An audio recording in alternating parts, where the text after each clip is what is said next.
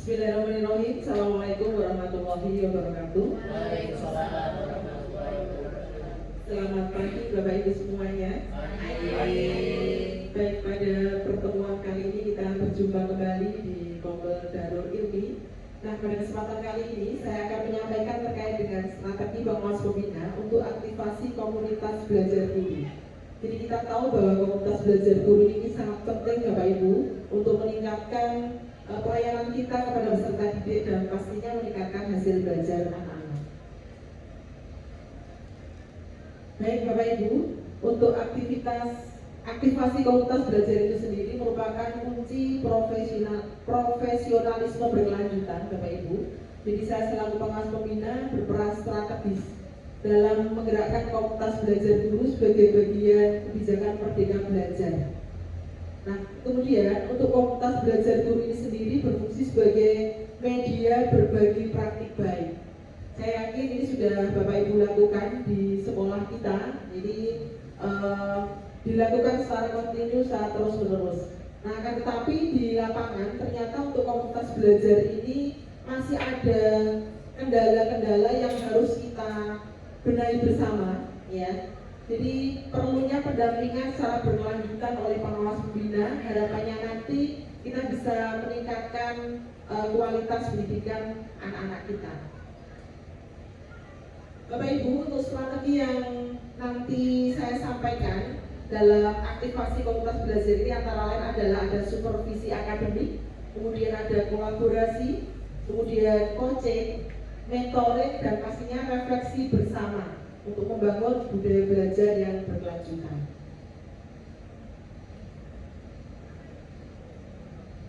Nah, Bapak Ibu, selama Bapak Ibu mengikuti komunitas belajar, pastinya ada beberapa kendala yang Bapak Ibu hadapi. Betul ya Bapak Ibu ya?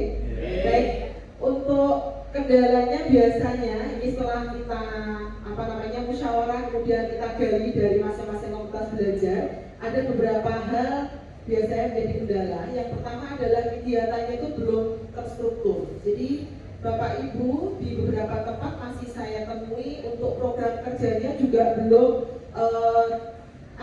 dibuat secara maksimal, ya, sehingga ini kurang mendukung dalam kegiatan komunitas belajar.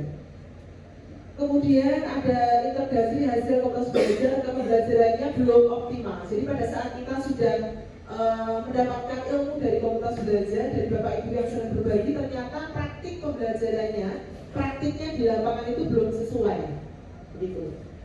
Kemudian adanya variasi kemampuan guru dan motivasi guru. Nah, ini pasti sudah kita pahami ya Bapak Ibu ya. Jadi dalam menyampaikan hasil dari komunitas belajar ini dipengaruhi oleh motivasi dari Bapak Ibu guru itu sendiri.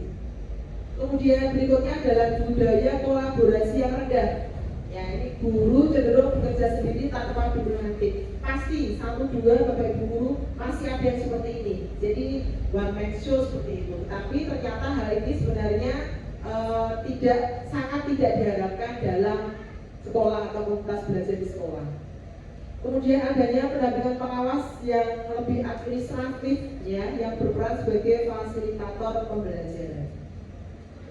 Bapak Ibu, untuk mewujudkan komunitas belajar guru yang berkelanjutan, nah ini ada beberapa hal yang pastinya dilakukan Bapak Ibu.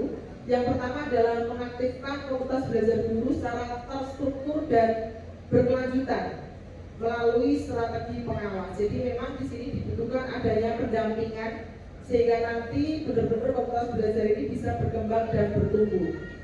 Kemudian berikutnya adalah meningkatkan profesionalisme guru dengan refleksi, kolaborasi, dan inovasi pembelajaran.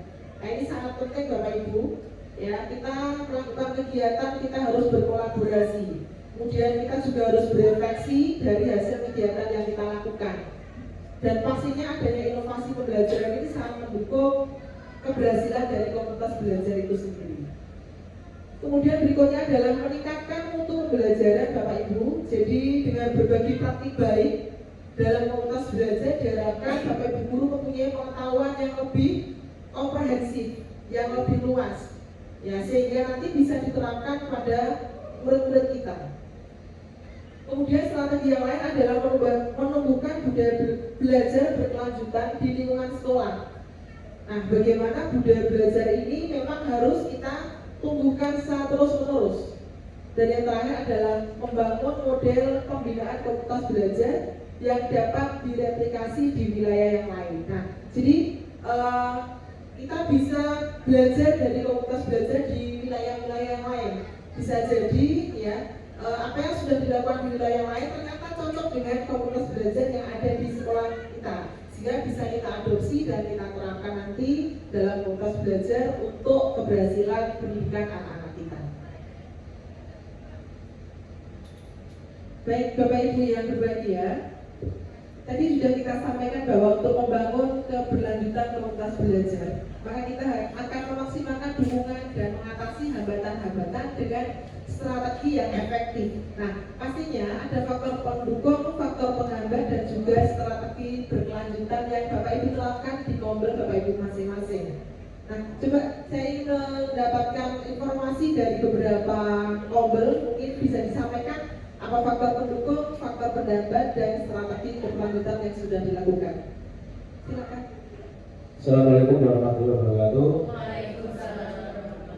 Mohon maaf dan mohon izin Ibu, saya perwakilan dari Mapel Sejarah ya, terkait dengan proses cara mekanisme membangun keberlanjutan di dalam komunitas belajar khususnya untuk Mapel Sejarah. Yang pertama faktor pendukung, saya rasa faktor pendukung yang paling penting dan sangat kami butuhkan adalah dukungan dan support dari tentunya pimpinan kepala sekolah beserta teman-teman yang ada di sekolahan. Terus yang kedua terkait dengan efektivitasan MGMP selaku komunitas yang menaungi mapel kami perihal dengan refleksi, perencanaan dan sebagainya itu yang saya rasa sudah sangat mendukung ya. Terus yang selanjutnya untuk platform digital dan platform media pembelajaran, saya rasa untuk sejarah itu juga sudah cukup banyak dan sangat bagus. Terus yang terakhir di sini kembali lagi ke komitmen yang diberikan, yang terjalin antara pengawas dengan sekolah maupun guru mapel. Bagaimana kesinambungan itu harus dilakukan antara pengawas dengan kami, guru yang ada di sekolah. Terus sedangkan untuk faktor penghambat sebetulnya untuk mapel sejarah itu banyak. Yang pertama mungkin durasi waktu. Durasi waktunya mungkin kalau kita buat sejarah Indonesia harusnya tidak 2 jam. Tapi saya rasa kami butuh tambahan waktu 1 jam. Jadi untuk mapel sejarah Indonesia paling tidak 3 jam. Beda konteks kalau kita bicara sejarah tingkat lanjut. Nah, itu durasi waktunya saya rasa juga sudah tepat ya 5 jam. Tapi untuk sejarah Indonesia saya rasa diperlukan tambahan waktu ya bagi kami. Terus yang terakhir di sini terkait strategi keberlanjutan, bagaimana solusi ke depannya kan gitu. Yang pertama paling tidak bagaimana munculnya sebuah integrasi komunitas belajar yang baik antara guru mapel maupun lintas mapel didampingi oleh kepala sekolah beserta pengawas untuk memberikan arahan-arahan yang sesuai bagaimana keberlanjutan komunitas belajar ini supaya berjalan dengan baik dan benar. Terus yang kedua ada sistem reward, bukan minta ya biar nanti paling tidak harus ada sistem apresiasi lah untuk bapak ibu guru yang sudah mungkin dilihat dari etos kerjanya atau hasilnya sangat bagus, kita diberikan itu. Yang terakhir pengembangan jejaring komunitas berbasis learning tour, ini yang perlu diperkuat karena kami dulu pernah punya program learning tour gitu ya, sosiologi dengan sejarah gitu ya, di Dasun, dan saya rasa sekolah maupun dari dinas mungkin harus mensupport kegiatan-kegiatan ini karena ini kegiatan yang berbasis terjun di lapangan, riset dan sebagainya. Saya rasa itu sangat maksimal dan itu kami harapkan mendapatkan dukungan support dari saudara bersedia. Itu saja dari kami sebagai mapel sejarah. Mohon maaf atas kelebihnya. Saya ucapkan terima kasih. Assalamualaikum warahmatullahi wabarakatuh. Baik, terima kasih Bapak Ibu yang berbahagia. Tadi sudah banyak yang disampaikan terkait dengan faktor pendukung, faktor penghambat, serta strategi keberlanjutan dari komunitas belajar. Nah, saya selaku pengawas pembina nanti akan tetap mendampingi komunitas belajar di sekolah-sekolah binaan. Kita nanti akan melakukan supervisi akademik, kemudian coaching, kemudian kita juga nanti akan melakukan pendampingan di komunitas belajar Bapak Ibu, sehingga nanti dari apa yang kita lakukan nanti bisa berdampak bagi kemajuan sekolah, khususnya untuk meningkatkan pendidikan anak-anak kita. Demikian yang bisa saya sampaikan. Terima kasih. Assalamualaikum warahmatullahi wabarakatuh.